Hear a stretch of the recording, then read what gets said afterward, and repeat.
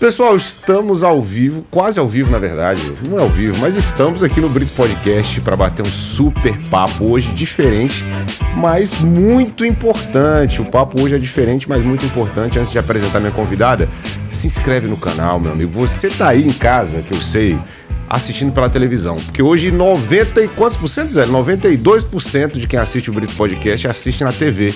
E aí você fica com preguiça de pegar o celular e se inscrever no canal, né? O controle, aliás, da televisão, né? Fica com preguiça, mas faz o seguinte, pega o celular. Então tá vendo a TV? Pega o celular rapidinho, coloca lá Brito Podcast e se inscreva no canal, que é muito importante. Até o ar-condicionado voltou, tá vendo como é importante?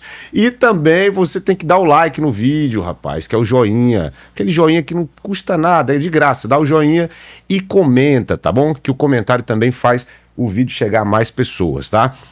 Outro pedido é para você seguir a gente nas redes sociais. O Instagram do Brito Podcast, Zé, eu vou botar você para trabalhar mais hoje, ó. @Brito Podcast, olha só. E o Leandro Brito, @Leandro Brito, _oficial. Coloca Leandro Brito que vai aparecer. E o da minha convidada, eu vou pedir para ela falar, inclusive, ó, da minha convidada. @Luísa Mandela, não é isso? Luísa Mandela, aí, isso. Ó, segue lá no Instagram, minha convidada, e você vai ver que o papo aqui é tão bom que você vai querer acompanhar o trabalho dela mais. Então siga ela nas redes sociais. Tem canal no YouTube também, Luísa, ou não? Tem o canal Luísa Mandela. Luísa Mandela. Luísa Mandela nas redes sociais, você vai achar todas as redes sociais dela, tá?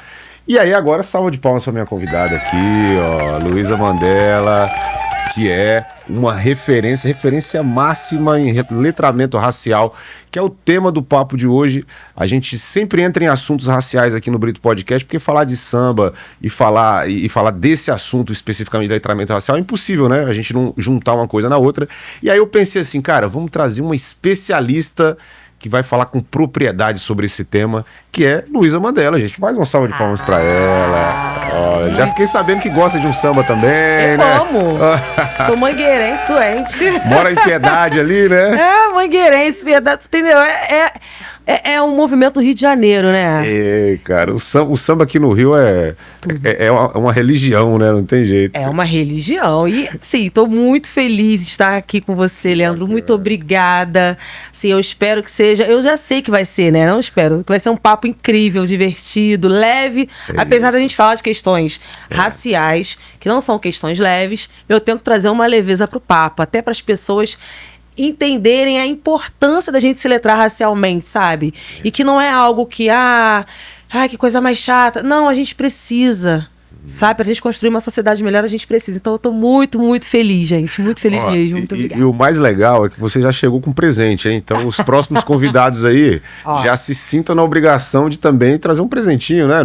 E ela trouxe um grande presente aqui, que são dois, na verdade, um livro, né? O outro ela vai explicar daqui a pouco o porquê que ela não vai deixar comigo. Eu entendi, tá? Faz parte. Mas esse ela vai deixar comigo. Isso. Mães Pretas, Maternidade Solo e Dororidade. E você foi uma das coautoras, não é isso? Desse livro? Fui uma das coautoras. É uma coletânea com 37 coautoras, coordenado por Tainá Briggs, Tainá Santos, que a gente fala sobre as vivências de mães solo ou filhas de mãe solo, que foi o meu caso, né? Então esse livro também tem muita gente boa. E tem a Bárbara Carini, que também é outra referência em letramento racial, educação antirracista, né? Carolina Rocha. Tem Carolina Rocha, tem Sheila Martins. Então é um livraço. Que bacana.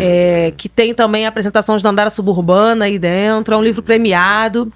E que eu espero que você faça boa leitura. Depois me fala o que você achou desse livro. Vou deixar. Inclusive, a gente está montando ali atrás, uma bibliotecazinha do podcast. Tem a lá de casa, e eu vou fazer uma ali também, porque sempre tem presentes, assim, livros e tudo mais ali. Tem os do Rick Chester ali, que ele deixou pra gente. Que tudo. E aí a gente vai deixar ali, e tomara que aumente bastante aí essa estante aí de livros, né? Sim. Luísa, assim, vamos começar assim, vamos entender que as pessoas de casa... a maioria não tem noção, né? Então, assim, seria um assunto assim... Você é palestrante também, né? Além de uma... Então, você tem já habilidade nisso, né? De explicar do zero para as pessoas que não têm muita noção, né? Então, acho que é legal a gente começar com o conceito, né? De letramento racial. Explica para essas pessoas que não têm essa informação ainda o que seria exatamente o letramento racial. Então, o letramento racial é um conceito norte-americano criado por uma... norte-americana chamada Frances Wittgenstein, tá? E ela cria o conceito de racial literacy em inglês, e aqui no Brasil é traduzido por letramento racial. Foi traduzido pela Lia Weiner Schuckman, que é uma intelectual, psicóloga aqui no Brasil, que inclusive é uma mulher branca. E ela traduz esse conceito de letramento racial, que é, a partir do momento em que se reconhece que o Brasil, é o nosso país, trazendo para cá, é estruturalmente racista, o letramento racial, ele vem para que nós possamos racializar as relações. Entender que o racismo, ele existe, ele é estrutural, ele está em todas as relações, e o letramento racial é um movimento de estudos para que a gente compreenda como funciona esse sistema brasileiro, né, de forma que ele é um sistema que tem uma engrenagem racista, e o que nós podemos fazer para combater o racismo aqui no Brasil. Sim. Então, o letramento racial, diferente de você ter uma consciência racial, o letramento racial é um movimento de estudar. Estudar conceitos, estudar referenciais teóricos aqui no Brasil, que nós temos muita intelectualidade brasileira para a gente se referenciar, como Sueli Carneiro, Lélia Gonzalez, Abdias do Nascimento, e entender esse movimento, de entender esse movimento histórico, político e cultural também da formação da sociedade brasileira. Se você pudesse, assim, colocar num grau de conhecimento do cidadão, da cidadã preta do Brasil em relação ao letramento racial, assim, ainda é muito carente a população preta dessas informações, assim, pela experiência que você tem de contato nas palestras, as pessoas têm dúvidas, assim, bem básicas mesmo, porque, caramba, eu vi um vídeo seu hoje, como eu falei, o conteúdo dele é bem bacana, e aí você estava analisando ali, por exemplo, um vídeo da... Caramba, como é o nome dela? Da Patrícia Ramos. Da Patrícia. E aí a Patrícia falou algo que eu acredito que acontece com muita gente, né? De repente ter sido taxada como uma pessoa feia, né? E de repente ela se viu ali na frente do espelho e falou, caramba, mas não é isso que me falavam quando eu era criança e tal. Então me parece um conceito bem básico, né? Que está envolvido dentro disso tudo, né? É muito carente ainda disso, né? Sim, porque nós não tivemos na escola nenhum acesso à história, por exemplo, da formação do nosso país, pelo viés das pessoas que foram colonizadas, pelo viés racializado, que eu digo, Sim. né? O que a gente aprende na escola, por exemplo, que Pedro Álvares Cabral descobriu o Brasil, não foi? Você aprendeu isso? Eu também. Sim. Que Cristóvão Colombo descobriu a América. Então, a gente sempre estava ali, né, eu digo, a gente enquanto pessoas negras, né, eu enquanto uma criança negra estive ali, como espectadora de uma história branca, europeia, de descobrimento, de desbravamento, de invenções, de inteligência, de inventividade. Então, a gente não teve acesso à história por um viés... afro-brasileiro, digamos assim, né? Era sempre numa posição, como é que seria? Lateralizada ali, inferiorizada. né? Tipo, inferiorizada. Tem até o termo de coadjuvante, né? Como se fosse um coadjuvante da história, né? Exatamente. Aí, né? A gente na escola, a gente não teve, por exemplo, quando vai falar da história negra, escravidão. Só fala da escravidão pra lá, pra frente. E pra trás? E antes do período da escravidão? Sim. Essas pessoas que foram sequestradas para cá, do continente africano para cá, de onde elas vieram? Que continente é esse? Que a gente não aprendeu como um continente, a gente aprendeu como um país, como uma coisa só, um bloco só. Exato. E eles, desculpa te interromper. Não, à vontade. Ano passado eu estive em Angola, né? Ai, que legal, meu sonho. E eu fui lá, e aí teve a tardezinha, o evento do Thiaguinho, aí eu fui acompanhar. Que legal. E aí a gente fez meio que a gente visitou lugares históricos, enfim, ligados à música, né, e tudo mais. E eles ficam extremamente chateados quando fala, eu tô aqui na África. Eles ficam muito chateados, assim.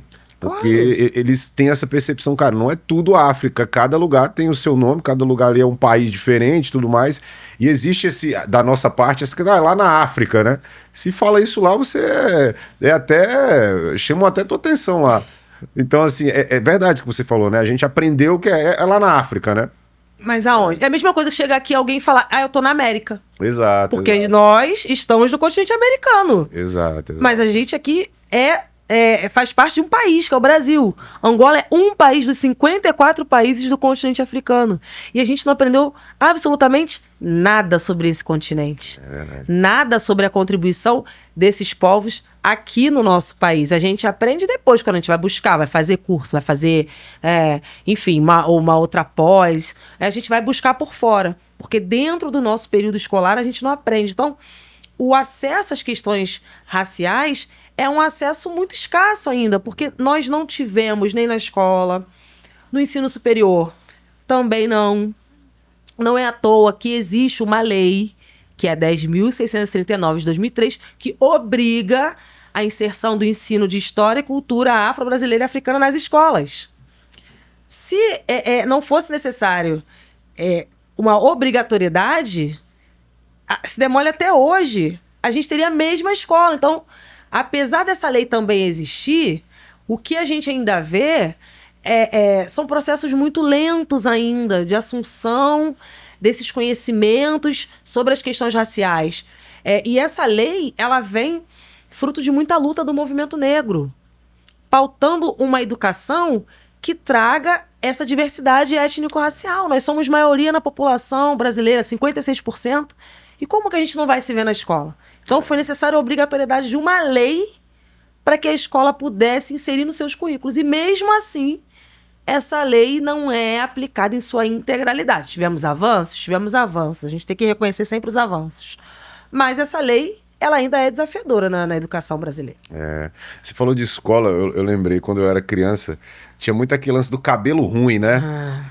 Não, aí a gente rapava, né, o cabelo, né? Não, rapa o cabelo, porque é o cabelo ruim, tá com piolho e tudo mais. E aí eu até falei do Thiaguinho aqui, e eu lembrei de uma questão. Ele deixou o cabelo dele crescer recentemente. Sim. E aí uma pessoa, eu não vou lembrar o nome do influencer, ele fez um vídeo interessante. Ele falou, cara, muitas vezes o negro ele só deixa o cabelo dele crescer lá na frente, quando ele já se liberta dessas questões, né? E você recebe muito depoimento sobre isso, assim, no seu direct, pessoas, caramba, eu não me reconhecia, você não tinha confiança, né, em assumir os meus traços, né? A própria Patrícia falou no vídeo dela, exato, caramba, eu queria afinar o nariz, porque falavam que meu nariz era de batata, tal. E isso pra criança é terrível, né? É uma coisa que a gente sofria na escola, você sofreu, eu sofri, e que hoje a gente sabe nomear, né? E eu digo que racismo recreativo é diferente de bullying. Porque quando vai falar sobre os nossos traços negroides, já não é bullying, é racismo recreativo. Porque o bullying, ele existe, mas ele não pode ser confundido com racismo, que é crime aqui no Brasil, que é um crime ainda não criminalizado muitas vezes, por conta do racismo estar nessa estrutura social que eu falei no começo e ser naturalizado a partir do momento que as pessoas se acham no direito de falar dos traços das outras pessoas e nada acontecer, né? Então a Patrícia Ramos, por exemplo, quando ela fala naquele vídeo que ela falou que eu era zoada pelo meu nariz, a Patrícia Ramos fala. E depois de um tempo eu fui vendo que eram coisas que colocavam na minha cabeça. E eu fui vendo que eu sou uma mulher bonita, que eu sou uma mulher interessante, tudo mais. O processo de se assumir negra e se tornar negra com orgulho dos seus traços, de tudo que carrega o ser negro, é uma conquista. Existe uma psicanalista chamada Neuza Santos, que ela escreveu um livro chamado Tornar-se Negro. Esse livro é um clássico da década de 80, é uma leitura fundamental. E ela fala que tornar-se negro é uma conquista diante de todo o racismo que é estrutural, estruturante aqui no Brasil, que abala a autoestima das pessoas negras, que cerceia e nega oportunidades às pessoas negras. Então, o processo de se tornar negro e ter orgulho é gradual, não é um processo que amanhã eu vou ter autoestima, amanhã eu vou me achar linda, maravilhosa. Porque quem vê a Patrícia Ramos hoje, falando dela, retomando a Patrícia, ela se achando linda, maravilhosa, uma mulher muito bonita realmente, uma mulher rica, bem-sucedida e tudo mais, não sabe o processo que ela passou para chegar até aqui. Quem me vê também falando, eu falo às vezes no Instagram sobre isso, né? Me acha uma mulher bonita, uma mulher inteligente, uma mulher interessante, não sabe o processo que eu passei para chegar até aqui, porque eu já estive na lista das mais feias da sala. Aquela listinha terrível que os meninos faziam e a Luísa estava sempre naquela lista. Então, como se achar bonita em uma sociedade que está sempre falando que você é feia, que seu cabelo é ruim, que seu nariz é de batata, que a sua pele é muito escura, por isso é muito feia. Então, você não quer só que seu pai e sua mãe falem que você é bonito. Você acha que a TV, eu tô pensando aqui, você falando, eu fico pensando muita coisa. A TV, ela teve um papel muito importante nisso, né? Porque eu lembro que Fundamental. na época ali na minha época de adolescência ali, era Malhação, né? Você pegou muito essa época da Malhação, Peguei. né? Que a Malhação... E aí todo garotinho de escola queria ser igual a Malhação. E na Malhação não tinha ninguém que a gente se reconhecesse. Eu olhava assim, pô, mas na Malhação o cara não tem aquele cabelinho, não tem aquele jeitinho. E não só na Malhação, eu lembrei, mas em todas as novelas, né? Aí tinha o Carrossel, que era o Cirilo, que né, era colocado ali meio que numa posição meio vexatória ali, que corria atrás da Maria Joaquina e não sei o quê. Então, realmente, aí a TV que tinha um impacto gigantesco, né? Hoje a internet está aí para ter essas visões, né? Mas era a TV que a gente via o mundo pela TV, né? Era a TV. Então teve um papel muito importante nisso, negativo, né? Nesse processo, né? Crucial. Crucial. A TV teve um papel crucial na destruição da autoestima de crianças negras. Eu cresci vendo Xuxa, Angélica, Eliana. Tinha até a Mara Maravilha, mas ela não tinha o destaque de Xuxa, Angélica e Eliana. Era sempre terceira opção ali para assistir, né? E aí, eu, enquanto uma criança negra, cresço vendo as paquitas, as loiras e tudo mais. As paquitas, né? Verdade, né? Só mulher com um padrão totalmente diferente, né? Assim... Antigamente diziam que o padrão de beleza era aquele. Mulher branca, loura, dos olhos claros, que era mais próximo de um padrão europeu do que de um padrão brasileiro, né? Sul-americano. Mas o que acontece? É proposital. Toda uma engrenagem. Quando a gente fala de racismo estrutural, você tocou num ponto crucial. O racismo estrutural, ele funciona em todos os espaços. Inclusive na TV, inclusive na música, inclusive na educação, na economia, no judiciário, em todos os lugares. Então, a TV, ela teve um papel crucial na destruição da nossa autoestima, porque nós não tínhamos nenhuma representatividade negra positiva. O que a gente tinha de representatividade negra era no racismo recreativo, no Mussum, que era o bêbado. Aí, quando eu fui ver o filme do Mussum, eu fiquei assim, falei, nossa, que artista, que sensacional, que mãe, que família, que tudo. Mas isso não era mostrado naqueles recortes do programa. Ele era achincalhado por ser o bêbado, por falar errado. E a gente não sabia nomear que era racismo recreativo, que é um conceito cunhado por Adilson Moreira, que inclusive tem um livro, estou já indicando outro livro. Reletramento racial é isso, né? Você vai falando e vai indicando leitura. Que ele tem um livro chamado Racismo Recreativo, que inclusive ele fala sobre essa década de 80, 90 até 2000, em que a TV contribuiu para a destruição da nossa autoestima, né? Eu digo a minha enquanto criança negra, e algumas músicas também. Tipo, Nega do Cabelo Duro, Qual é o Pente que te penteia? Nem lembro mais quem canta, porque eu tenho uma memória seletiva. Eu só lembro às vezes do que me interessa. Boa, isso é bom. É uma defesa é uma natural. defesa, uma proteção no meu cérebro. Então, meu cabelo... essa eu sei quem canta. Meu cabelo duro é assim, cabelo duro de pichain. Então, todo mundo cantando aqui. Palavras têm poder. A música, quando você vai cantar várias vezes a mesma coisa, aquilo tem poder. Isso vai pro seu subconsciente. E você vai acreditar que seu cabelo é duro, que seu cabelo é ruim. E eu falo, gente, cabelo... O que é cabelo ruim? Ele te fez o quê? Duro porque é um cabelo... Gente, o cabelo crespo é o cabelo mais fino que existe. Não é? Sim. Não aguenta uma tinta direito, não aguenta uma química direito, que cai todinho. Tô mentindo, Não, Leandro? tá certo. Passa aí uma tinta dessas de farmácia pra ver o que acontece com o seu cabelo, o que acontece com o meu cabelo. Gente, nosso cabelo é extremamente sensível. E as pessoas não sabem porque também não se deram ao trabalho de querer saber, de querer conhecer. E de querer entender o quanto isso violenta a gente. Eu acho que tem muita gente que fala assim, que mimimi, né? Geração mimimi. Eu ia falar esse ponto, porque sempre se traz essa questão política. Você sente isso assim também? Então, Leandro, mas existe a questão político-partidária e a questão política de vida. Então é política, sim, mas é uma política de vida. Perfeito. Eu me assumir negra e falar sobre questões raciais é um ato político de sobrevivência, não partidário. Não sou filiada a nenhum partido, apesar de já ter sido convidada por alguns partidos para conhecer. Não sou, não quero, não tenho nenhuma intenção com carreira política, mas o meu viver é um ato político, é uma forma de política, né? Sim. Exato. Existem. É porque as pessoas só entendem política por esse viés partidário. É direita, é esquerda. Não. Não é sobre isso que a gente tá falando aqui. Não é sobre isso que eu tô falando pra você. Eu tô falando que a minha vida hoje, enquanto uma mulher negra, retinta. O que é retinta? Pele escura.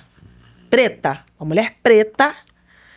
Estar viva, com 40 anos, falando sobre questões raciais, que não são questões simples, é um ato político, sim. E eu assumo isso enquanto um ato político. Porque a gente não pode também ter medo de assumir o que a gente faz e quem a gente é. Sim. Porque agradar todo mundo, Leandro, Impossível, não somos quinto dia útil. Concorda? Gostei dessa, viu? Gostou? Vou usar essa. Eu não sou o quinto dia útil pra agradar todo mundo. Boa, gostei. Eu não sou o quinto dia útil. Eu não me chamo Pix. Então, eu não estou aqui para agradar todo mundo. Eu sei que tem gente que me acha chata, mimizenta, milituda, mas eu não me importo. Você tem um propósito ali que te protege, né, dessas questões, né? Exatamente. Eu trabalho com propósito. Então, eu não me importo se é chata, é mimizenta. Gente, às vezes nem eu me aguento. Tem dias que nem eu me aguento, porque eu sei que eu sou chata realmente. Eu tenho autocrítica, eu sou chata. Mas eu tenho um propósito. Eu sou filha de 2 professores militantes. Eles são militantes do movimento negro do Rio de Janeiro. Minha mãe, Cristina Ramos, meu pai, Sebastião Soares, são 2 pessoas que lutaram para que a gente estivesse aqui hoje sentado fazendo podcast e falando sobre isso com naturalidade. Eles apanharam lá atrás, na rua, pra gente estar aqui. Eles vieram tomando porrada. Eles não vieram nesse momento que a gente está, eu até tomo porrada, mas eu tomo porrada virtual. Não literal, eu né? Não porrada literal. Eles não, eles apanharam lá atrás, foram para as ruas reivindicar para que tivessem direitos, para que nós tivéssemos direitos à educação de qualidade, à saúde, à moradia, à dignidade. Por quê? Se a gente for falar da abolição para cá, do pós-abolição, que a gente aprendeu na escola, que a Princesa Isabel era a heroína, a lindona, a princesinha, que a gente aprendeu isso. Salvadora. A salvadora, a redentora, que ela pegou a caneta dela de pena. E vocês estão livres. Livres foram para onde? Qual foi a política de reparação que ela assinou? Nenhuma. Então, inclusive, já que a gente tá num podcast que fala de pagode, eu não sei cantar, tá, gente? Me perdoe, mas vou ter que cantar um trecho do samba da minha Mangueira de 88. Será que já raiou a liberdade? Ou se foi tudo ilusão? Será que a Lei Áurea tão sonhada? E por aí vai. Salva de palmas, cantou bem, cara. Afinadíssima. Não sou cantora, vocês sabem. Eu sou professora, palestrante. Mas é para ilustrar, esse samba é uma aula. Porque, na verdade, os negros eles foram abandonados ao léu, né? E para contextualizar para as pessoas, né? E existiu um atraso nesse processo todo. Aí a gente vai entrar no assunto cotas, né? Cotas raciais, que é outro tema também delicado, que existe uma discussão ali muito grande. Acredito que você já deve ter abordado esse tema no teu Instagram, né? Nas suas redes sociais, né? E como é que foi o feedback das pessoas ali? Deve ter sido uma loucura. Olha, Leandro, realmente. Ainda bem que eu não sou o Quinto Dia Útil, porque se eu for pensar em fazer conteúdo pra agradar, porque cotas é um conteúdo extremamente polêmico. É o mais polêmico desses assuntos todos, assim? É um dos mais, né? É. Não, é o mais polêmico. É o mais polêmico, né? Inclusive, foi a minha dissertação de mestrado. Eu tive que escrever sobre isso. Caramba. Porque me incomodava. As pessoas, muitas não têm letramento racial, e eu entendo porque, por conta que a gente já conversou, a escola não tem proporcionado mesmo, as universidades também não, mas me irrita muito a desinformação por desinformação. O não concordar por não concordar. Isso me dá uma leve irritação. Sem parar pra pensar, analisar, assim... Eu não concordo. Tá, mas por quê? Voltando lá ao Samba da Mangueira.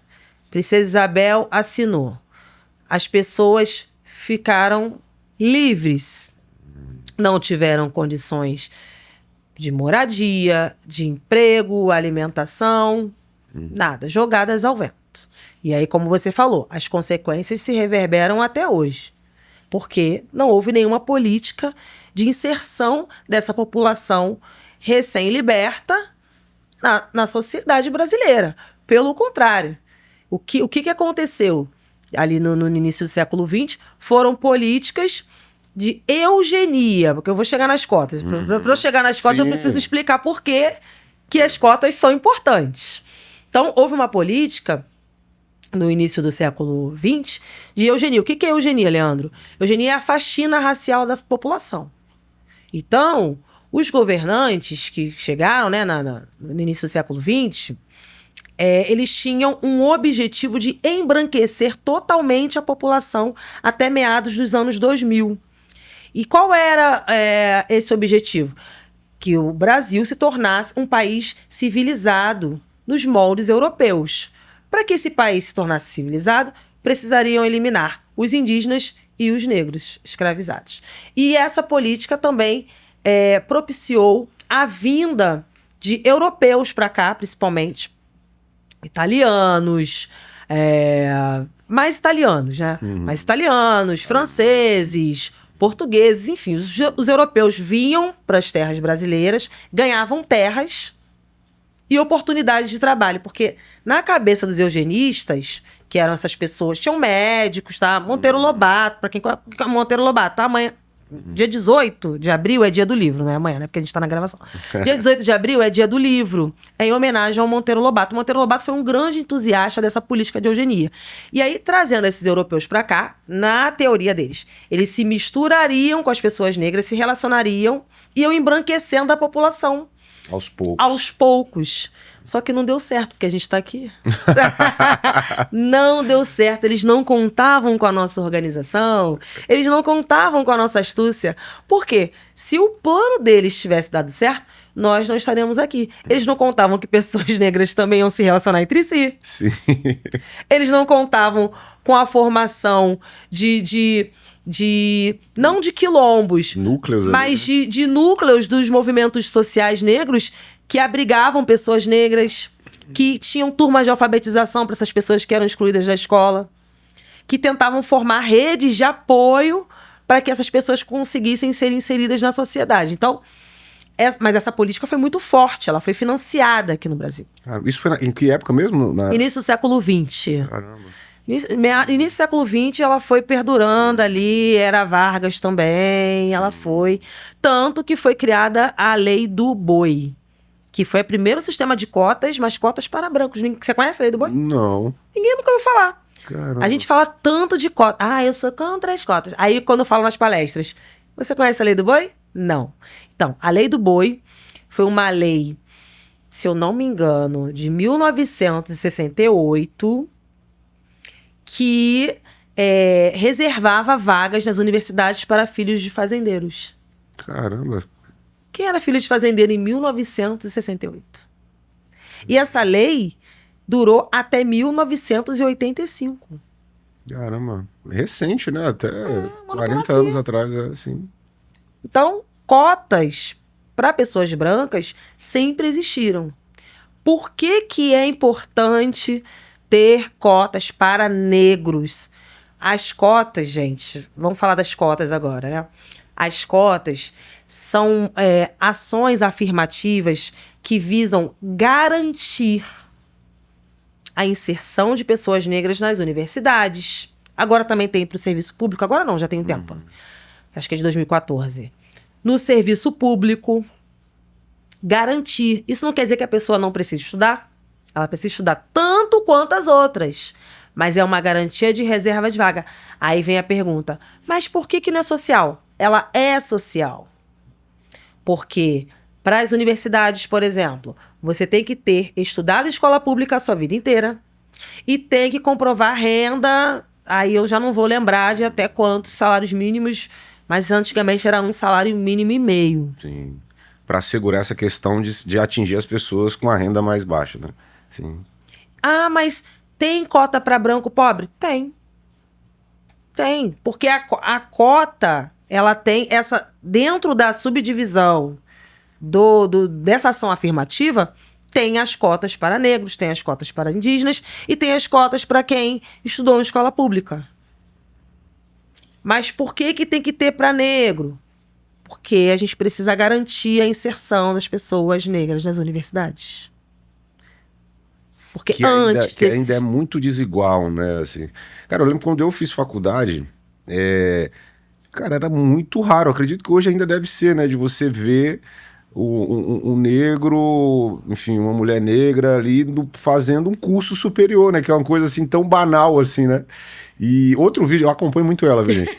Outro vídeo que você postou, muito bom, sem perder esse raciocínio aí, mas dentro disso foi aquele vídeo do rapaz perguntando quem já tinha viajado. Foi ontem. E aí eu já tinha visto esse vídeo que viralizou bastante, e você reagiu a ele, né? E é chocante, né, você ver aquele senhor de 73 anos, nunca ter saído aqui do Rio de Janeiro, e aí as meninas já tendo ido pra Europa, Estados Unidos e tal, e... Cara, isso é um pouco o reflexo disso tudo aí que a gente tá falando, dessa questão de reparação, né? Exatamente. É o reflexo da desigualdade do nosso país. Aí a gente vai dizer que ele não viaja porque ele não quer? Ou porque ele não se esforçou? Quanto que é viajar pra Europa? Nossa. Pra viajar aqui dentro do Brasil, pouca gente tem condições. Exatamente. Imagina pra fora. Então, é isso. O Brasil foi estruturado nesse sistema da colonização, que foi da escravização, usando a mão de obra escravizada para enriquecer. A escravização acabou e essa mão de obra foi jogada à margem da sociedade. Não tendo acesso à educação, não tendo acesso à saúde, não tendo acesso a direitos básicos, precisando se organizar em comunidades. As favelas surgiram a partir disso. Então, esse vídeo, por exemplo, é o retrato da desigualdade social e racial, porque não tem como a gente falar de desigualdade econômica sem trazer esse recorte racial. Esse senhor de 70 e poucos anos nunca saiu do Brasil. Nunca saiu do Rio de Janeiro. Nunca saiu do Rio de Janeiro, exatamente. Nunca saiu do Rio de Janeiro, enquanto adolescentes brancas... o letramento racial ele vem para racializar, porque tem gente que fala, mas não tem nada a ver essa questão de cor. Somos todos iguais. Eu queria muito acreditar que somos todos iguais e que todos temos as mesmas oportunidades, mas na prática não é isso que acontece. O letramento racial, ainda digo mais, ele tira uma venda dos seus olhos. Você passa a entender que a racialização das relações faz parte de tudo que a gente está inserido, sabe? Então a gente começa a ter um olhar mais crítico sobre a vida. Então a gente entra no restaurante, a gente vê quem está servindo, quem está comendo, faz o teste do pescoço. Isso aí é muito marcante mesmo. Hotéis, né? Qualquer lugar que tem um custo um pouco maior para você estar, você percebe essa diferença nitidamente, assim. Shows um pouco mais caros. Exato. Aí tem os lugares, os camarotes, né? Esse acesso geralmente tem uma característica ali, né? Exatamente. Quem estão nos camarotes, quem está limpando o camarote. Então é normal isso, gente, a gente ver pessoas negras, sempre nessas posições de subserviência, enquanto as pessoas brancas, em sua maioria, estão nos espaços de poder, de decisão, de diversão, de lazer. Porque lazer é um direito. Sim. E quem usufrui desse direito ao lazer? Inclusive, a gente está nessa discussão da escala 6x1, né? Quem tem direito ao lazer? Porque até o lazer também não é barato. Não mesmo. Cada dia mais caro, assim. Então, é entender que a gente vive numa sociedade racista, capitalista, em que diz que a gente tem que trabalhar até morrer. Para enriquecer... É isso que dizem pra gente, para enriquecer o patrão, que geralmente é um homem branco, rico, que tá lá sentado no seu ar-condicionado, enquanto as outras pessoas estão lá dando a sua vida para que ele enriqueça. Tá, mas a gente vai continuar reproduzindo isso sem ter uma criticidade? Que aí vem o letramento racial. Peraí, por que eu tenho que trabalhar tanto? Porque fala, trabalhe enquanto eles dormem. Eu falo, eu quero dormir enquanto eles dormem. Eu não quero trabalhar enquanto eles dormem. Esse papo, pra mim, não cola. Eu quero dormir, eu preciso dormir. Sou mãe. A minha filha já não deixa dormir direito, eu não vejo que esse papo Quantos de anos trabalho... ela tem? Quantos anos ela tem? 7 anos. Eita. Alice Maim, 7 anos. Já não deixa a gente dormir direito, então vem com esse papo de trabalho enquanto eles dormem, não. Quero dormir, ter qualidade de vida, poder passear, poder usufruir também, por que não? Porque isso nos foi negado historicamente. Então a gente... quando a gente consegue ultrapassar algumas barreiras que são colocadas, a gente tem que celebrar. Sim, sem dúvida. Poder viajar. A gente, agora em junho, vai visitar o Quilombo dos Palmares. Eu, meu marido Wagner e Alice. Então, inclusive, eu tô o super Wagner, eu empolgada. fiquei sabendo que o Wagner Seu fã. me acompanha. Deixar um abração pro Wagner. Ai, amor. Ganhou. Salve de palmas pro Wagner. Olha, o Wagner, gente, eu vou falar do Wagner rapidinho, falar do meu marido. É um grande incentivador do meu trabalho, sabe? Legal. Ele é meu parceiro de vida, é um grande incentivador do meu trabalho. Beijo, amor. Te amo. É um grande incentivador, uma pessoa que tá ali comigo desde quando tudo era mato. Estamos juntos há quase 20 anos, Cara, que sabe? E construindo juntos aí uma família, uma vida juntos. Então é muito bacana a gente ter parceiros, né? Então ele é o meu parceiro, assim. E é seu fã. E ele vai ficar todo bom. Então a gente vai visitar o Quilombo dos Palmares. E eu tô super empolgada porque eu nunca fui. E mais empolgada porque minha filha vai conhecer o Quilombo. Porque ela já sabe quem é Zumbi. Ela sabe quem é Dandara dos Palmares. Ela sabe quem é Zumbi. Porque o letramento racial começa em casa. Não, e ela tem a maior referência do Brasil, a mãe dela tem que saber tudo. Não é? Tem uma pressão em cima dela, né? Que ela vai ser cobrada, né? Tem. É a pressão leve, tipo, cada dia eu obrigo ela a ler um livro. Leve. Leve, cada dia um livro. Cada dia um livro. Um livro do Martin Luther King, um livro de Conceição Evaristo. Sobre Conceição, não dela, né? Sobre Conceição Evaristo, sobre Nelson Mandela, sobre personalidades, outros livros... Todos com protagonismo negro ou indígena. Mas é isso, ser minha filha faz parte. Então o letramento racial começa em casa e com ela eu já sou um pouco mais dura. Vai ler. Tem que saber. Não pode ser alienada.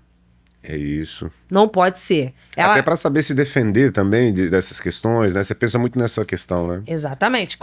Você citou o Carrossel. Ela tava vendo o Carrossel outro dia, porque reprisa aquilo na Netflix, né? Aí ela tava vendo. Aí você sabe que o Cirilo sofre racismo, né? Que a Maria Joaquina é racista. Eu sei, mamãe, que isso é racismo. Então, a gente não pode abaixar a cabeça. Ele é humilhado a novela inteira. Cara, aquele negócio dele tomar... Eu tô lembrando agora, ele tomar o banho pra tentar... Muito triste. Cara, rapaz, é doideira, né? Que doideira isso aí. Muito triste. Ela até parou de ver. Graças. Mas ela via há um tempo, porque ela é uma criança, né, gente? Sim, que tem acesso e, enfim, tem a parte infantil lá da Netflix. Eu sou chata, eu sou daquela que tá vendo que não vai ver isso não. Tira. Acompanha tudo ali que tá vendo. Acompanho, mas foi por um lado bom ela ver um pouco do Carrossel, pra ela saber nomear o que tava acontecendo ali. E que isso não é legal. E que se acontecer na escola, você já sabe nomear, falar com a professora, saber se defender, saber que você tem uma história. Porque... por mais que eu soubesse também na minha época que eu tinha uma história, eu tinha já o letramento racial, porque meus pais são militantes do movimento negro e tudo mais. Eu acho que eu não tinha força pra cobrar aí. Cadê minha história aqui? E a Alice já tem. Porque a Alice tem a autoestima. O que fortalece a gente é a autoestima. Ela sabe quem ela é, ela sabe que ela é linda, inteligente. Se ela estivesse aqui, você falar assim, Alice, você sabe que você é linda? Ela fala, aham. Ela não te agradece, não. Alice, você é linda? Ela, aham. Isso é a construção de uma autoestima que ela não vai passar pelo que eu passei, de ter autoestima destruída e precisar reconstruir para aos 40 anos entender que é bonita, que é inteligente. Não, ela com 7 anos ela já sabe. Cara, que como mudou, né, nesse aspecto pra melhor, né? Porque eu lembrei agora dos anos 90 ainda, né? E já foi até falado aqui no podcast sobre isso, a importância do Alexandre Pires, do Thiaguinho, Muito importante. desses homens pretos assim que se colocaram, que conseguiram chegar num lugar de destaque a ponto de ser referência pra gente que tava ali na escola, tentando arrumar uma namoradinha, mas aí, pô, não, mas você não é Malhação, eu quero o cara da Malhação. E aí eles vieram com esse estereótipo, se colocando nesse lugar também de admiração, né? De, pô, ó, o cara bonito. Então, isso, pra quem tava passando por essa situação de falta de autoestima, isso foi muito importante, né? E hoje a gente tem mais figuras assim, né? Ainda bem, né? Nesse lugar, né? Ainda bem que a gente tem, né? Tem o Salgadinho também. Salgadinho é meu seguidor. Também. Salgadinho é sensacional. Sensacional. Salgadinho é sensacional. Meu seguidor, Salgadinho. Assim, e o Mumuzinho também. Eu vou ter que citar vários aqui, porque... Mumuzinho mais recente, mas vamos falar... Netinho de Paula também foi me segue, muito Netinho, importante, muito importante. Que foi, inclusive, um cara que ele, além de cantar, além de fazer a questão no Negritude, ele foi apresentador de TV, então ele tava ali na televisão fazendo o Dia de Princesa. Isso que eu ia falar, Dia de Princesa. Cara, aí pra mulher, acredito Era que foi sensacional. uma coisa sensacional, de caramba, de transformar a realidade ali daquela mulher que não tinha, provavelmente, autoestima.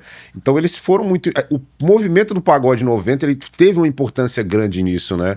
Então é importante ver agora o quanto eles plantaram para hoje, de repente a gente tem uma situação, claro, não é o ideal, mas bem melhor do que era, né? Acredito. Com certeza.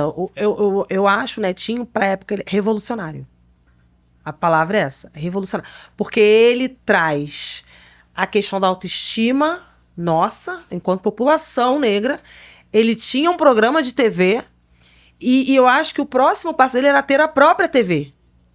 Ele chegou a ter. Assim, ele chegou a ter a própria TV. Então, isso é revolução, porque a televisão que a gente falou, né? Era aquela época muito embranquecida, do racismo recreativo. Então, ter uma identidade racial positiva na TV, pra gente, era muito importante.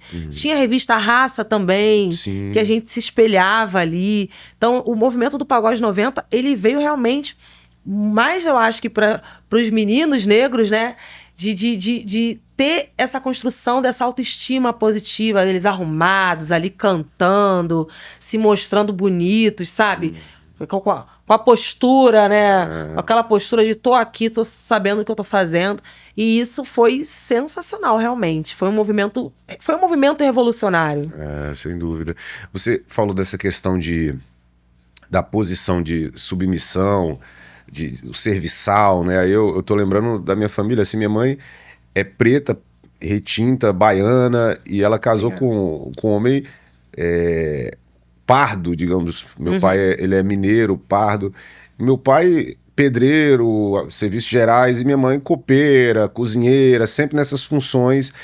Só que eles conseguiram, né, meus pais, formar os filhos na faculdade, né? Então minha irmã é formada em economia, eu sou formada em administração, aí consegui desenvolver nessa questão de internet. Então a gente percebe lá em casa que a gente conseguiu sair dessa questão de ser o serviçal, e aí o meu filho hoje, ele já tem um caminho ali que ele já está indo para o outro caminho. Então a educação nesse processo todo é fundamental, né, Luísa? Porque se não fosse a educação, se perpetuaria, né? Então eu seria provavelmente um cozinheiro, um pedreiro, e não tem nada de errado, mas a gente quer, como você bem falou, a gente também quer usufruir das coisas boas, né? De poder ter uma viagem legal, de poder estar num hotel legal, e aí é uma coisa que passa pela educação, né? Você concorda? Assim, eu acho que é a única saída, né? Nelson Mandela, que eu brinco que é meu avô, mas não é, tem uma frase que fala que a educação é a arma mais poderosa para mudar o mundo. É a educação que vai trazer essa mobilidade social. A educação vai trazer a mobilidade social das pessoas, de todas as pessoas. Por isso que as cotas são importantes. Por isso que uma educação antirracista na base é importante. Porque é a educação que vai fazer com que a gente quebre ciclos de subserviência. Você quebrou um ciclo de subserviência. Você, sua irmã, quebraram esse ciclo. Seu filho já vai ser uma outra coisa, para além. E é isso que a gente quer. Que todo mundo tenha acesso às mesmas oportunidades. Não é ser político partidário, é ser justo. É entender que a justiça social é importante em um país como o nosso, tão injusto e tão desigual. Em que a gente está em espaços de lazer, em espaços de poder, e a gente não se vê em maioria. E nós somos 56% da população, de acordo com o IBGE. Negro é a junção de preto e pardo. Então, juntando pretos e pardos, somos 56%. E não estamos representados nos espaços de poder e decisão com a mesma proporcionalidade. Eu dou muitas palestras para empresas grandes. E 98% das empresas que eu dou palestras são chefiadas por homens brancos. E eu sempre faço a mesma provocação. Como que é feito para pessoas negras chegarem aí, nesse lugar, sentar na sua mesa? Como que é feita essa mobilidade dentro da empresa? Quais são as ações que proporcionam pessoas negras chegarem aos espaços de poder? Poder. Não é fingir que tem poder. E permanecer. Porque não basta a gente querer que as pessoas ascendam. Elas precisam permanecer, porque o adoecimento mental da população negra é crescente, é latente, é histórico. Questão de depressão, essas questões ligadas muito a essas questões raciais, assim, né? De dificuldade social, enfim. Depressão é o maior índice entre as pessoas negras. Burnout, a gente precisa racializar o burnout. Existe o burnout racial. Tem uma psicóloga chamada Xenia Carlson, que fala sobre burnout racial. E ela racializa essa doença que é o burnout. Eu tive burnout.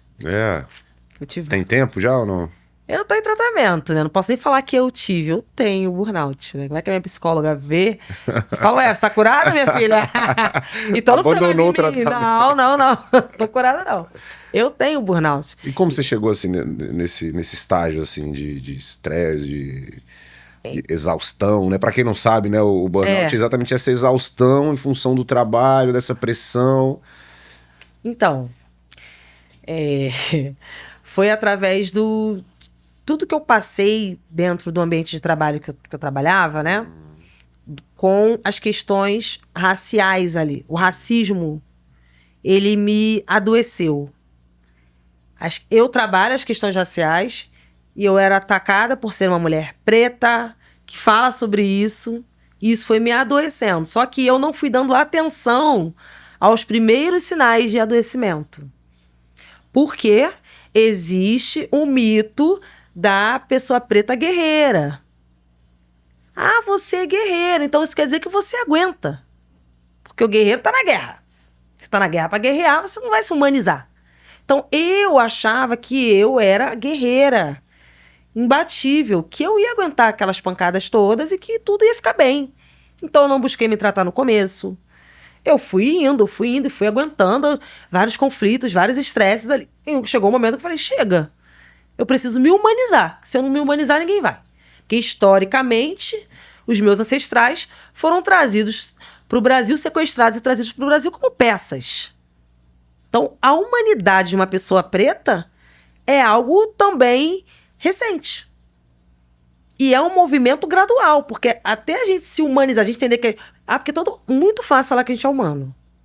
Somos todos humanos. Não temos os mesmos direitos, não temos o mesmo tratamento, não temos os mesmos acessos. Então, que humanidade é essa? Começa por aí. E eu acabava me desumanizando, achando que eu tinha que aguentar tudo, sabe? Por mais que eu retrucasse algumas vezes, são situações chatas, de conflito, de, sabe? Que foram me adoecendo. Chegou um momento que eu falei, chega, preciso me tratar, preciso me humanizar. E fui buscar tratamento psicológico. E a psicóloga já falou assim, você tá com burnout. Eu falei, porque tem gente que fala que não, minha terapeuta falou que eu tô com um pé no burnout. Eu falei, você tá com um pé? Não, a minha falou, não, você está com burnout. Os dois. Os dois, o corpo todo no burnout. E aí, eu tive que repensar tudo. Minha vida, minha carreira, quais os rumos que eu ia tomar. Tanto que eu exonerei. Eu era funcionária pública. Eu exonerei para abrir minha empresa Mandela Consultoria Antirracista, que é dela que eu vivo hoje, com os meus cursos, minhas palestras, meus livros. E foi um movimento de cura. Cura minha. Eu tenho uma empresa? Tenho uma empresa. Eu sou empresária, tenho uma empresa? Tenho. Tenho uma carreira? Tenho. Mas ela foi construída a partir de dores e a partir de decisões difíceis que eu tive que tomar. De tipo, continuo adoecendo, mas tendo uma estabilidade financeira, ou eu arrisco construir uma empresa e ter mais leveza no meu fazer diário. Isso exige muita coragem, né? Muita coragem. Inclusive, salva de palmas para sua decisão, porque... Obrigada. Porque a gente vê muitas pessoas que não têm essa coragem. E aí acabam lá na frente tendo problemas de saúde muito piores. A gente tem pesquisas que apontam questões até de câncer, relacionada à questão do estresse crônico, né? E muitas vezes a pessoa não sai disso porque não quer abrir mão daquele emprego ali, que tem aquela renda. E também a gente não culpa ninguém, porque cada um sabe ali onde o calo aperta, Exatamente. né? Mas é importante enaltecer a coragem, né? Porque sair de um funcionarismo público ali para abrir sua empresa, que não trabalha menos não, tá, gente? Empresa, você trabalha até mais, mas pelo menos você trabalha com a leveza, né? Que acredito que seja isso que te impulsionou a fazer, né? Exatamente. Não é que eu vá trabalhar menos, pelo contrário, eu trabalho mais, mas eu trabalho com leveza, eu trabalho com autonomia, eu trabalho com realização profissional. Hoje eu sou uma pessoa, que posso falar, eu sou uma pessoa realizada profissionalmente. Eu tenho autonomia nos meus processos, eu gerencio projetos, sabe? Eu tenho uma equipe maravilhosa que me ajuda. Então, eu não posso nem reclamar. Desde quando eu abri a Mandela Consultoria Antirracista, nada me faltou, Leandro. Nada. Não me faltou dinheiro. Não me faltaram oportunidades, sabe? Então, eu só tenho a agradecer. E eu acredito que a coragem, ela não é a ausência do medo. É você ir com medo mesmo. É, isso aí. Porque medo eu tive. Poxa, exonerar, sair da estabilidade financeira para abrir uma empresa... Aí eu ficava no... E se faltar? Eu falava com o Wagner, marido, mas se faltar aqui, aí não, Luísa, tranquilo. Dá um jeito. A gente dá um jeito. Porque ele viu como eu fiquei.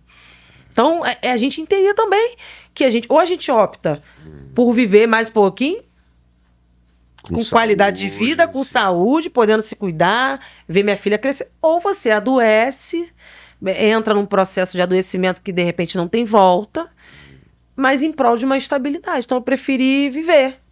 E eu acho que eu não estaria aqui hoje gravando com você se eu não tivesse tomado se eu não tivesse tomado essa atitude de ter aberto a Mandela Consultoria. Através da Mandela Consultoria que eu tô aqui. Rola muito isso, né? Pô, mas eu não posso me dar o luxo de ter uma depressão, né? Eu não posso me dar o luxo de ter uma tristeza, né? Uma fraqueza, enfim.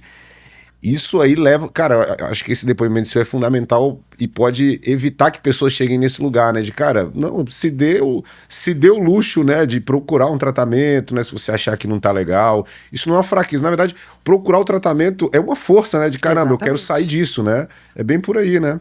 Se humanize. A gente precisa se humanizar. Porque a humanidade, a quem é negro, foi negada. Então, se você não se humanizar, ninguém vai te humanizar. Ninguém vai falar pra você, ei, vai lá, faz uma terapia. Ei, vai lá, tira um momento pra você. A minha psicóloga fala pra mim, a Wilcimara Souza, beijo, maravilhosa. Não me abandone, eu não vou te abandonar. A pessoa já pensa na psicóloga, ó, não tem alta pra mim não. Maravilhosa. Ela fala uma coisa assim, Luísa, você tem que ter o dia do nada. Aí eu, dia do nada? Porque a gente, né? A gente fica naquela coisa. Não, tem que fazer. Ser produtiva. E não... Aí eu fiquei assim, dia do nada. Ela é, Luísa, olha só, deixa eu te falar uma coisa. Você precisa ter o dia do nada. Aí eu, tá anotando? O que é o dia do nada? Ela, O que eu faço no dia do nada? O que eu faço no dia do nada? O que eu faço no dia do nada? Ela, Luísa, é pra você não fazer nada. Aí eu depois fiquei pensando, eu falei assim, mas é nada mesmo, né? É nada. Ela, não. Vai ver uma série que não tenha nada a ver com questões raciais, que é o que você trabalha. Vai ler um livro que não tenha nada a ver com o que você faz. Isso você pode. Mas o dia do nada é pra isso, pra você esvaziar a mente. Aí demorei um pouco, né, a absorver isso, porque isso também é se humanizar. É você entender que se você não tiver um momento do nada, do descanso, você não é produtivo. Você não consegue produzir legal. E a gente tá nessa neura, né, de ter que ser produtivo o tempo todo, né? Trabalha enquanto eles dormem. De novo. Eu venho me policiando com isso, porque, por exemplo, no horário de lazer, eu ficava ouvindo podcast pra aprender alguma coisa, eu ficava tentando sempre estar à frente, sempre estar produzindo de alguma forma, e aí você não dá o descanso pro seu cérebro, né? Você não tem o ócio produtivo ali, né? Que é você ficar sem fazer nada, mas também é um ganho, né? Porque você tá descansando pra quando voltar, você voltar mais forte, né? Exatamente. E aí depois eu fui entender a importância do dia do nada. Aí eu falei, tá, agora eu já entendi. Aí eu tiro meu dia do nada. Sabe que também é uma coisa que eu faço, Leandro? Beach office.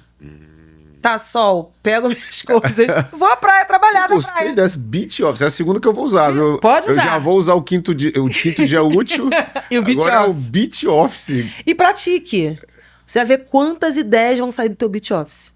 Eu saio da praia com tanta ideia que, tipo, vou dominar o mundo. E vou sozinha. Às vezes levo um livro, às vezes não. Fico lá, tomo minha água de coco, fico olhando pro mar. Não é um dia do nada, é um beach office. É um dia que você vai trabalhar da praia. Não é nem entre aspas. Eu levo meu celular de trabalho, porque eu tenho dois, porque como eu tive burnout, eu tenho 2 aparelhos celulares. O do trabalho e o pessoal. Aí eu vou, fico lá. Hoje eu tô no meu beach office. Quem é mais íntimo meu já sabe. Não perturba ela, que ela tá no... Ela tá no beach office dela. Eu faço e é super produtivo.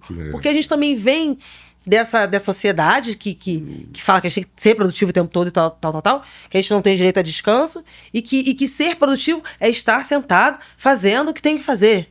É estar no escritório, Não, gente. Você pode ser produtivo de vários outros lugares diferentes. E rola muito aquilo, assim, né, de... Não sei se com você acontecia isso, mas comigo acontece muito da gente não querer voltar pro que era antes, né? Então esse medo de regredir te faz não parar em momento nenhum, né? Então você fica naquela correria, naquela busca incessante, só que, obviamente, tudo tem um limite, né? Vai chegar um momento que a sua mente não vai aguentar mais, né?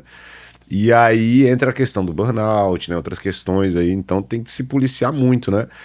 E, assim, Luiz, eu queria ouvir de você também algumas experiências pessoais, assim, né? Em relação a essa questão do próprio racismo mesmo, né? Que todo mundo já passou por alguma situação, assim... Aí eu acredito que tem aquelas situações mais marcantes ali na sua vida, né? Quando eu falo isso, qual história já vem na sua cabeça, assim, em relação a isso? Ai, gente, a história que, olha... Eu uso como exemplo, assim, em palestras, já usei em lives. Como eu falei, né, eu era professora. Eu ainda sou, mas eu era professora de educação infantil. Trabalhava em escolas, hoje eu sou professora, como diz a Alice, sou professora de adultos. Hoje só mudou que eu agora sou professora de adultos. E aí eu cheguei numa escola para me apresentar, para trabalhar. E aí a diretora, uma mulher branca, me olhou e falou assim, olá, boa tarde, tudo bem? Eu falei, oi, tudo bem. E na época eu trabalhava meio período. E aí eu me apresentei e falei, olá, tudo bem? Ela, tudo bem. Eu falei, eu vim me apresentar porque eu vou começar a trabalhar aqui, vou dar aulas aqui e tal. Isso lá atrás, né? Aí ela falou assim, tá, assim, eu vou te colocar... Só pega essa parte, eu trabalhava meio período. Eu vou te colocar de 8 às 5 para você pegar 2 turmas. Eu falei assim, não, mas eu sou meio período. Eu sou 20 horas, 22 horas. Aí ela falou assim, não, já te coloquei para dobrar. Porque tinha uma possibilidade de dupla regência, né? Você ganhava mais, mas você dobrava também a sua carga horária. Ela falou, por que você não precisa de dinheiro, não? Primeiro dia, eu falei, mãe, preciso, mas eu não posso. Ela, por que você não pode? Tá estudando? Tá na faculdade? Eu falei assim, não, já fiz. O que você faz então? Eu falei, mestrado. Ela. Mas assim, por que ela me olhou e entendeu que eu precisava de dinheiro?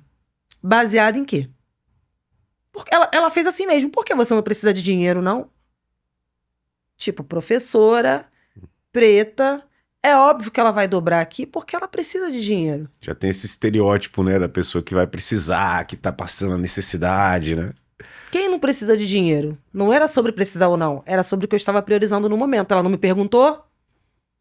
Ela, qual é a postura de uma pessoa correta?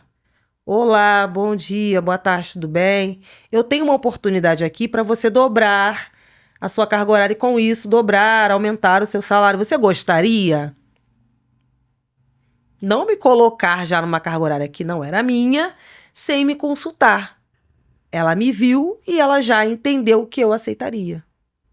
Então, ali eu entendi que ela estava sendo racista. Fora que depois, essa mesma pessoa, uma vez, pediu para que eu mantivesse o refeitório limpo. Limpasse o refeitório. Sendo que eu sou professora. E eu falei que eu não faria, porque não era minha função. E ela disse que a pessoa que era responsável pela limpeza não podia passar ali toda hora. Eu falei, não é um problema meu. Não é um problema meu. Sim, você tava ali pra dar aula, né? Não é pra fazer essa função, né? Então, mas por que ela queria me colocar nessa função? Eu não é nada contra a função, Sim, sim. é entender que cada um tem a sua função dentro daquele espaço. E a minha função não era limpar a escola. E ali que eu pensei, falei, eu não vou ficar muito tempo aqui, porque senão eu vou acabar fazendo uma besteira. Porque a minha vontade era... De brigar mesmo, né? Que é a primeira reação ali, né? Inclusive, essa é até uma pergunta boa, assim. Qual a postura adotar diante de situações assim, Luísa? Porque a gente vê vários casos, né, assim, de pessoas que sofrem racismo e elas falam que na hora não tiveram reação. Acredito que você já deve ter ouvido esse tipo de relato, né? É claro que com a cabeça fria é fácil, fácil não, mas é mais tranquilo de você escolher uma decisão, mas na hora da cabeça quente tem gente que trava, né? Não consegue fazer nada, ou então às vezes toma uma atitude agressiva, tal. O que fazer assim de cabeça fria, pensando de cabeça fria? Qual a melhor atitude a tomar, assim? É retrucar, é procurar a justiça? Na sua opinião, assim, claro, né? Eu denunciei. É mesmo? Denunciei. É denunciar. Denunciar, né? Porque ali é na esfera administrativa. Então, eu denunciei e procurei um advogado. E aí, quando a gente procura um advogado, o que ele me falou? Como você vai provar? Porque ela só falava isso quando nós estávamos sozinhas. Você tem testemunha? Não. A única testemunha que eu tinha era uma pessoa que dividia a sala, assim, que era de uma sala do lado, mas o tratamento que ela tinha diferenciado com relação a mim para as outras pessoas. Ela me tratava diferente. Mas provar as coisas que ela falava para mim, só quando estávamos nós duas, eu não tinha como provar. E aí chegou um momento que eu ficava andando com olha que loucura. Com gravador aqui para tentar pegar falas e eu não conseguia pegar. Para ter provas ali, para se proteger, enfim, né? Então eu tive que abrir uma denúncia administrativa. Então eu oriento a denunciar. Sim. Se for público, privado, procurar canais de denúncia e denunciar primeiramente. Porque para entrar com processo você precisa provar. Porque senão isso pode se reverter contra você. E na época, o que eu queria era ter entrado com o processo, né? E eu tinha acabado de entrar. Eu tinha pouquíssimo tempo de magistério em si. Então, mas assim, tem gente que não tem reação. Tem gente que agride, eu tenho vontade de agredir.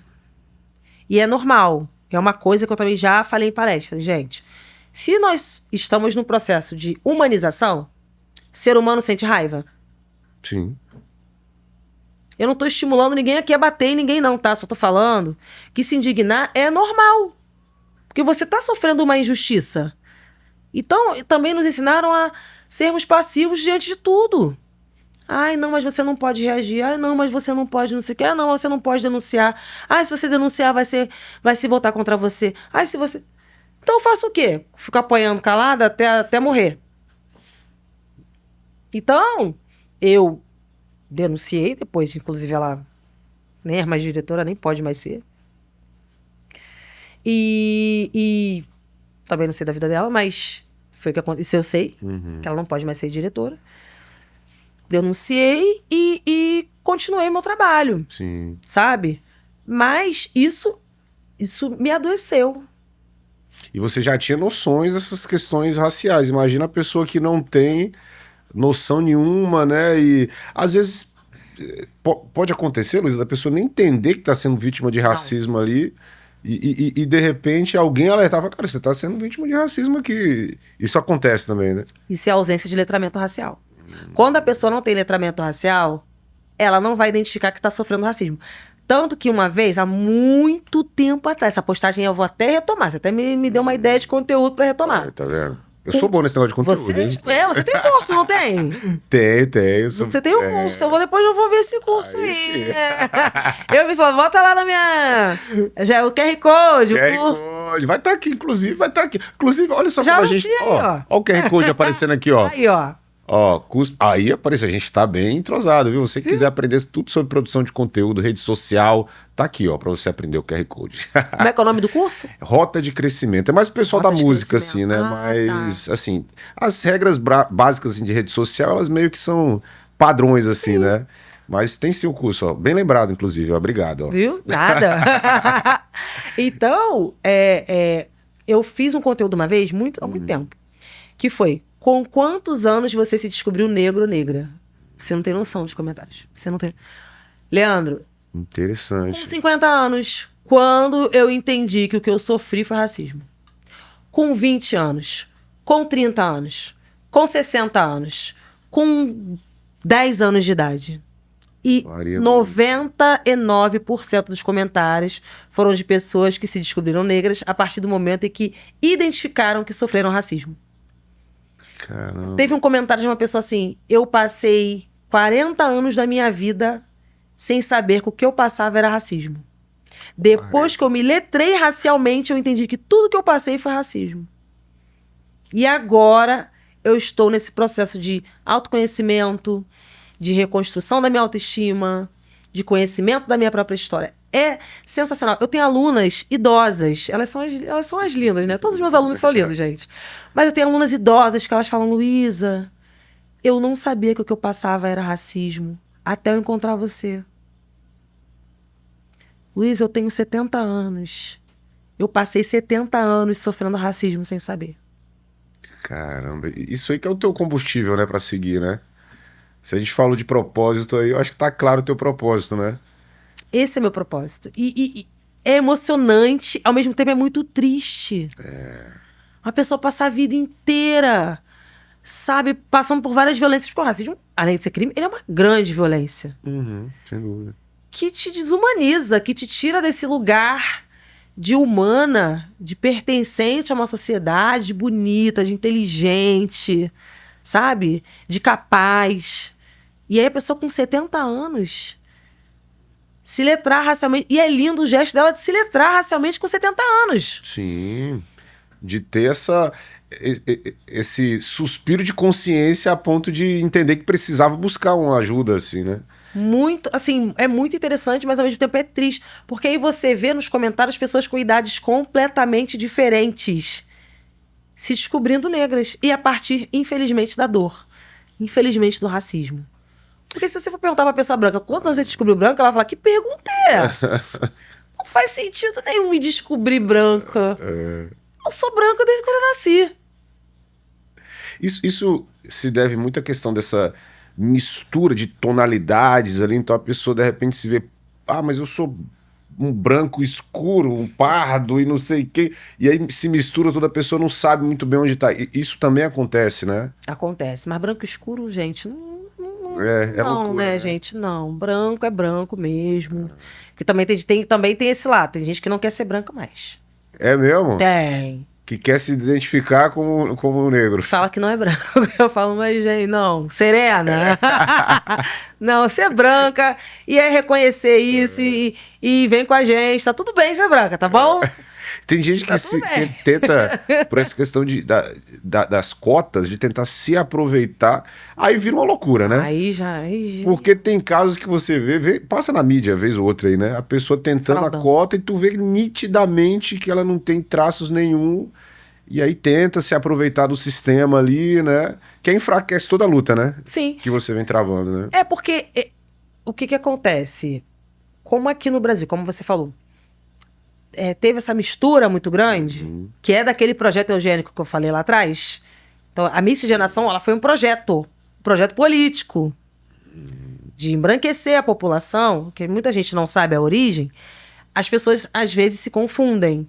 Então, elas muitas vezes não sabem o que são aqui na sociedade. Mas eu costumo dizer que para você saber quem você é só você entrar nas lojas, não vou falar a marca, mas uma loja que vende, uma loja de departamento grande, sabe? Eu não vou dar palco pra loja nenhuma, não.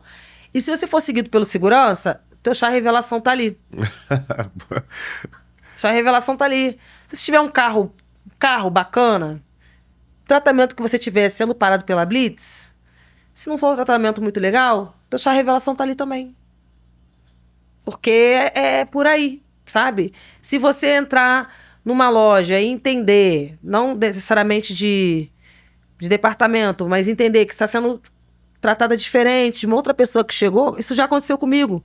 Inclusive numa loja de sapato que eu adoro, que eu também não vou falar a marca, porque, né, vou ficar dando palco pra... Não. Sim. Eu estava com a minha filha, né, até falar um outro exemplo, você tinha até perguntado, e é uma loja... Ela tem um closet, realmente. Você ali vê todos os sapatos do seu número. Aí eu entrei com a minha filha, aí a pessoa, olá, tudo bem? Fica à vontade, daqui a pouco, meu nome é fulana, daqui a pouco eu vou lá te atender e tal. E aí eu, tá, obrigada, fiquei à vontade. Fui lá, vi os sapatos, minha filha também adora. Ai, mamãe, escolhe esse. Era uma ocasião específica, e aí eu falei, eu gostei desse aqui, experimentei. E nada da vendedora, me deixou à vontade, foi Largou lá. foi viver. Chegaram outras pessoas e ela foi abordar e deu uma atenção. E eu lá, largada. Escolhi o sapato, gostei do sapato, falei, vou comprar, mas não vou dar comissão pra ela. Eu penso. Cheguei lá na hora de pagar, aí a gerente, quem te atendeu? Eu falei, ninguém. Aí ela veio. Ué, não, é porque eu falei que você podia ficar à vontade. Eu falei, então, fiquei tão à vontade que eu escolhi sozinha. Você não veio me dar atenção, então você ficou sem comissão. Aí a Alice, mamãe, você deixou a moça sem pagamento? Eu falei, não sem pagamento. Ela vai ficar sem a comissão dela, porque ela não me deu atenção. Ela me deixou, fica à vontade. Foi atender outras pessoas. Foi dar atenção a outras pessoas. E me deixou lá, eu fiquei tão à vontade que eu escolhi o sapato. Ela nem sabe qual sapato eu escolhi. Como é que ela quer a comissão? Como é que é comissão? Acho que quem ficou à vontade foi ela, né? Que ficou à vontade demais. Não quis...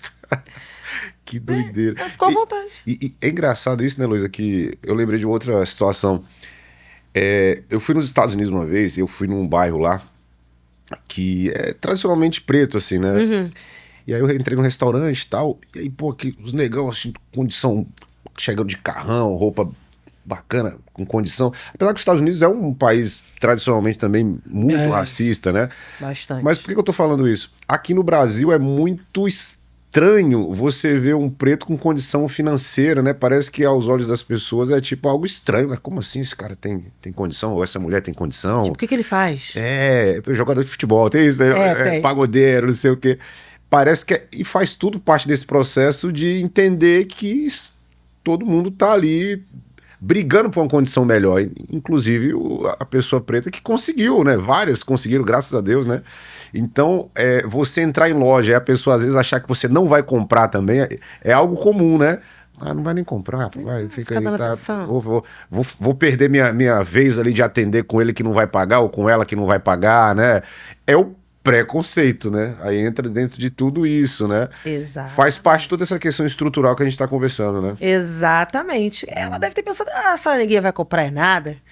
Essa ninguém vai comprar nada, essa criança aí vai comprar. Aí eu comprei, ela não recebeu a comissão. E tudo bem, eu só comprei porque eu gosto daquela loja, eu gostei daquele sapato.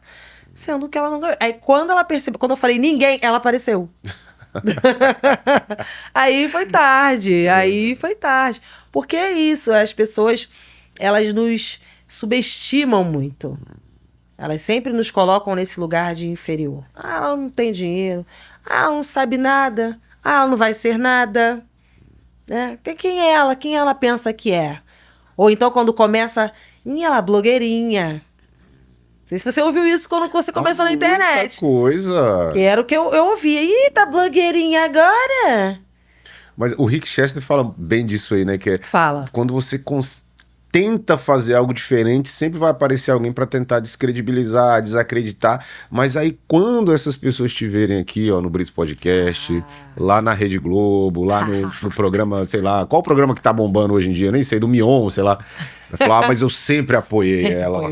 Sempre apoiei, porque é aquele engenheiro de obra pronta, né? Quando já deu certo, né? Aí é mole, né, Leandro? É mole, né? Pô, mas o trabalho que você faz assim, Luiz, cara, não à toa te chamei aqui. É de suma importância, assim, é muito importante, porque de fato a gente não tem pessoas que se predispuseram assim a estudar e repassar esse conhecimento para as pessoas que estão aí, cara, muitas vezes sofrendo, muitas vezes sendo achincalhadas, sendo preteridas, né, por falta de conhecimento mesmo, né? Esse acho que a gente até conseguiu chegar nesse. O letramento racial é exatamente isso, né? É tirar essa venda, você falou bem no começo, né? Sim. E, caramba, acho que isso te anima toda vez que você liga ali pra gravar um vídeo, deve ser isso que te motiva, né? A ajudar essas pessoas que estão sem um direcionamento ali, né? O que me motiva é ter o propósito de popularizar ainda mais o letramento racial. Enquanto conceito, mas para que ele se reverbere nas práticas cotidianas. Para que as pessoas, no seu dia a dia, entendam que a gente precisa ser atuante, mas não é atuante de o tempo todo ficar corrigindo as pessoas. Não, mas é de entender os seus direitos. É de entender que você, sim, está numa sociedade desigual. Então, às vezes, aquele discurso de só se esforçar, não é.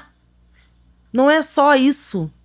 Tem várias barreiras que fazem com que as pessoas, às vezes, não consigam chegar nos lugares em que elas querem. Não é porque elas não querem ou não se esforçaram o suficiente. A gente vê o próprio mercado de trabalho. Quantas pessoas negras desempregadas. Mas quem está lá empregando? Processos seletivos baseados em quê? Porque hoje a gente não pode falar que não tem gente qualificada. Porque com as ações afirmativas veio uma leva de pessoas negras formadas com qualificação. Por que elas não estão, em sua maioria, no mercado de trabalho formal, e sim no informal? Então, não romantizar relações. O letramento racial ele vem para não romantizar relações. Não achar que tudo é fácil, tudo é lindo, basta querer, só sonhar e acreditar. Não é só isso. Isso é complicado. Eu falo muito isso aqui. Esse lance de não basta querer. Cara, não basta querer. Vai ter situações que vão ter casos que a pessoa não vai conseguir, né? Exatamente. E vender essa ilusão de não basta querer. Cara, isso na música na vida, né? Cara, não, pra você fazer sucesso em qualquer que seja a profissão, basta correr atrás. Cara, não é tão simples assim, né? Não, eu fiz até um vídeo uma vez que foi... Se fosse por esforço, minha mãe teria sido CEO. Minha mãe acordava 4 horas da manhã para dar aula, dava aula em 3 escolas diferentes, professora, criando filho sozinha, e trabalhava enquanto eles dormiam, enquanto a gente dormia. Literalmente. E ela não foi CEO de lugar nenhum, não se tornou... não teve nenhum cargo de poder, assim, de grandes, né, proporções financeiras na área dela e tudo mais. Se fosse assim, minha mãe teria sido CEO, aí eu botei, sua avó também teria sido CEO, né? Então, não é... Hoje a gente tem esse discurso muito, muito pronto. Basta sonhar, basta querer. Eu sonho com um monte de coisa também, mas basta sonhar mesmo? É entender isso, é ter criticidade. Uhum. Não é pra você deixar de acreditar nos seus sonhos. Não é pra você deixar de sonhar, nem deixar de trabalhar. É só entender a realidade. Sim. Que, infelizmente, ela é injusta. Que, infelizmente, ela é desigual. Que, infelizmente, ela é desumana.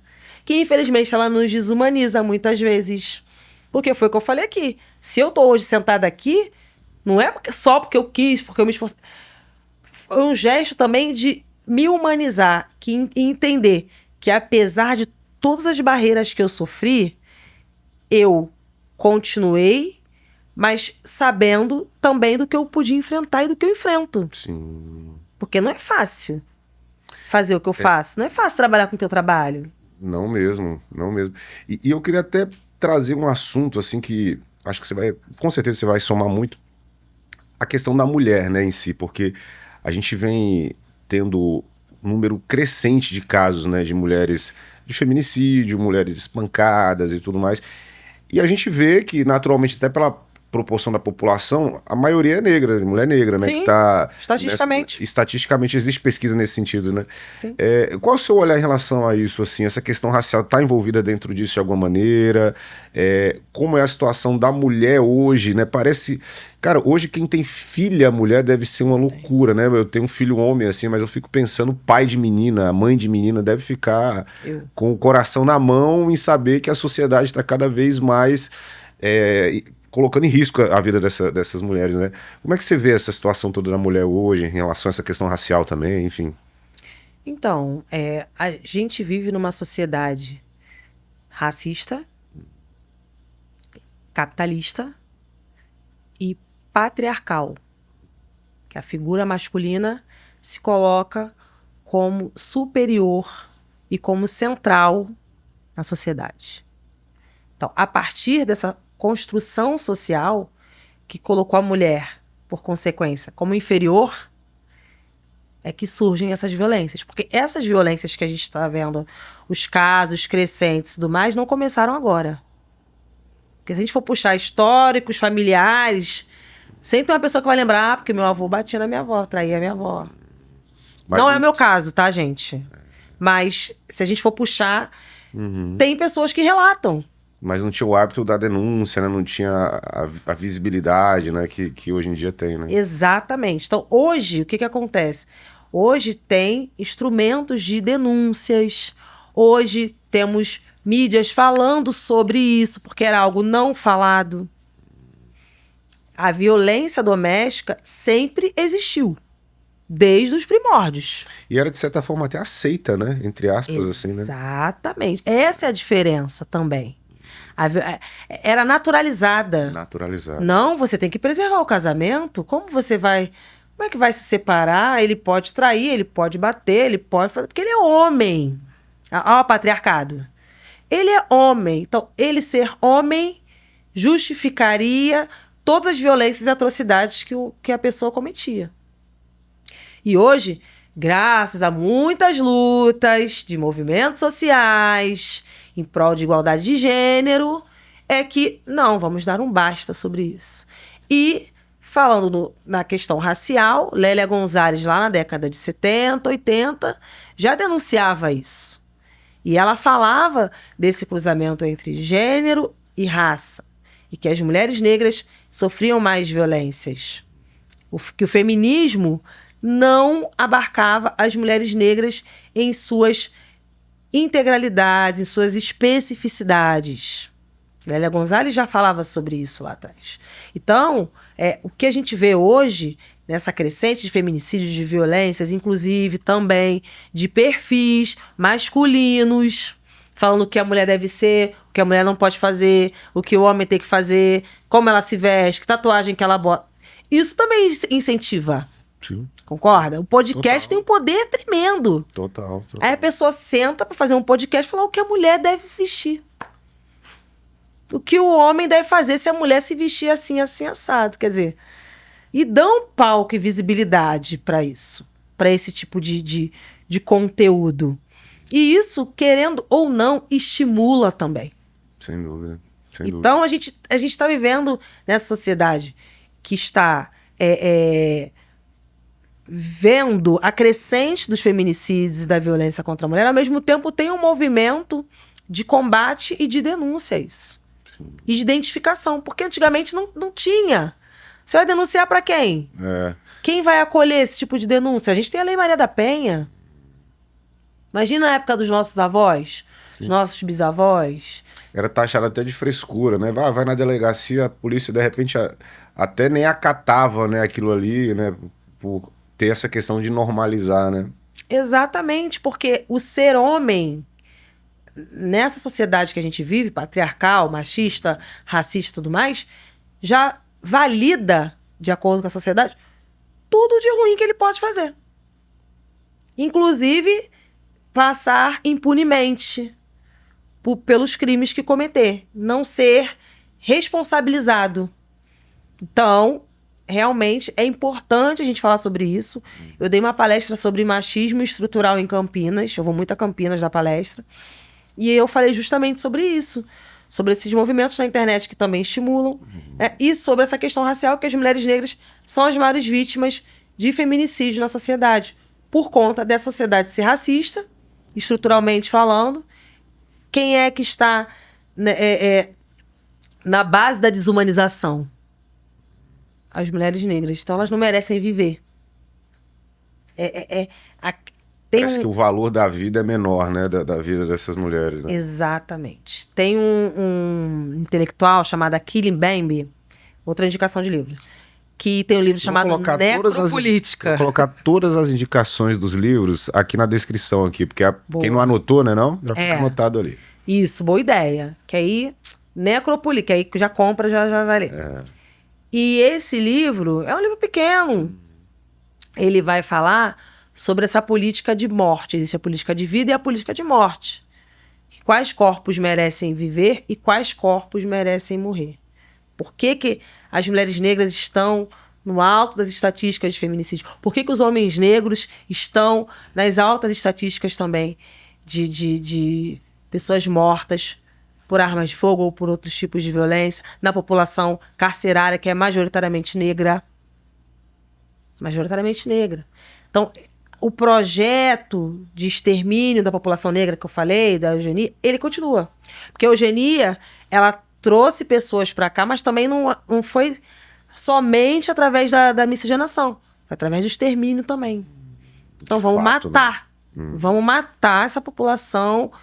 Quem sobreviver, a gente vai tentar fazer com que eles se relacionem com pessoas brancas europeias para a gente clarear a população. Mas que a gente não conseguir, vamos matar. Então esse projeto, ele continua em curso. Ter letramento racial é entender isso. Por isso que eu falei para você que eu estar aqui viva, falando sobre isso era um ato político. Estar viva, com 40 anos, é um ato político. Diante de uma sociedade que não me quer viva. Diante de uma engrenagem que não nos quer vivos, porque também não te quer vivo. Bem... Não, e não só vivo, né? Vivo, bem, gravando podcast, prosperando. Piorou. Não é isso que esperam da gente. Infelizmente é exceção, né? É uma exceção. Infelizmente. E eu digo infelizmente com muita tristeza. Sabe? Porque além de não nos quererem vivos, não nos querem bem. Então existe também essa questão, para além da nossa desumanização, de que a gente tem que estar naquela posição de subserviência, naquela posição inferiorizada, com autoestima baixa. Eu tava até conversando com meu marido hoje de manhã, ele falou assim, a Patrícia Ramos recebe... A Patrícia, né, que eu fiz, ela recebe bastante hate, né? Eu falei, claro, uma mulher bonita, rica, que sabe que é bonita, com autoestima, claro que ela vai receber hate, porque nem todo mundo tá preparado para lidar com uma mulher que sabe quem ela é. Ela fala, eu sou linda, eu sou maravilhosa, eu sou próspera. E as pessoas estão acostumadas com pessoas na internet, principalmente, se depreciando. Aí vira motivo de risada e todo mundo acha legal. Ai, meu cabelo é horrível, gente. Ai, kkkk. E todo mundo, isso mesmo, é horrível mesmo. Ai, gente, olha, eu não aceito o meu cabelo. Isso mesmo, você não é obrigada a aceitar. É isso que as pessoas estão acostumadas. Com pessoas pretas. A chegar uma pessoa preta, se autoafirmar e ser, isso vai causar raiva em muita gente. Incomoda, né? Incomoda. Eu sei que eu incomodo também. Sabe, eu causo um desconforto. Mas como eu já falei que eu não sou quinto dia útil, eu não tô nem aí pra quem tá desconfortável comigo. Eu vou continuar seguindo, sabe? Sim. Mas eu sei que eu causo desconforto, porque uma mulher preta, que ousadia é essa?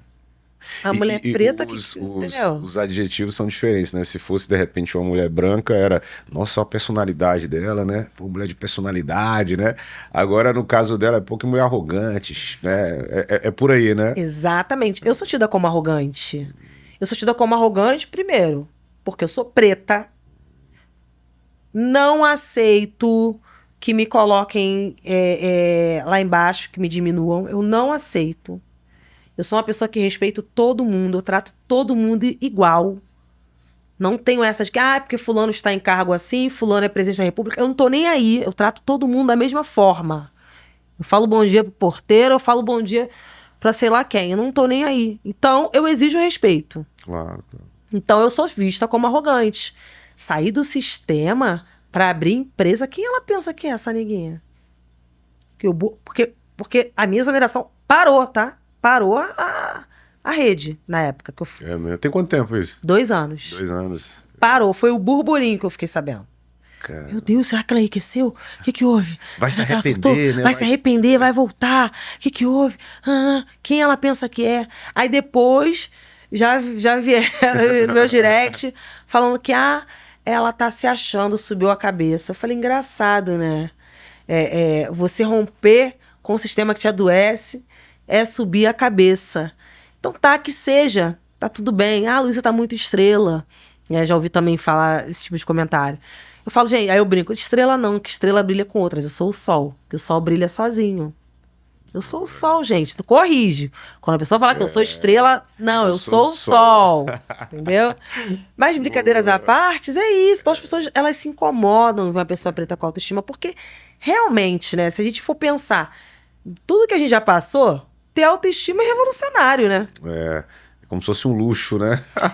Pô, aí eu vejo a minha filha, né, falando. Outro dia ela chegou pra mim, Leandro, e falou assim, sabe o que ela falou? Mamãe, eu gosto de mandar. Eu falei, isso eu já sei, já entendi. Eu quero ser presidente. Porque presidente manda e eu gosto de mandar. Eu falei assim, Alice, deixa eu só te explicar uma coisa. Eu sei que você gosta de mandar, mas o presidente não governa sozinho. Ele tem assessores, ele tem ministros. Aí ela, tá, então tá bom. Mas eu gosto de mandar, então eu vou fazer alguma coisa que eu entenda que seja pra mandar. Aí eu fiquei pensando, levei até isso pra terapia. Eu fiquei pensando por quanto tempo que a gente ficou de, será que esse lugar de liderança é pra mim? Porque também tem isso. Além de não terem as oportunidades, quando surgem as poucas, a gente ainda se questiona se é esse lugar de mandar, de coordenar, de gerenciar, que seja, né? E minha filha com 7 anos já falou que gosta de mandar e que ela quer fazer alguma coisa que seja pra ela mandar. Eu achei sensacional. Já quebrou essa barreira, né? Ela quebrou essa barreira. Por quê?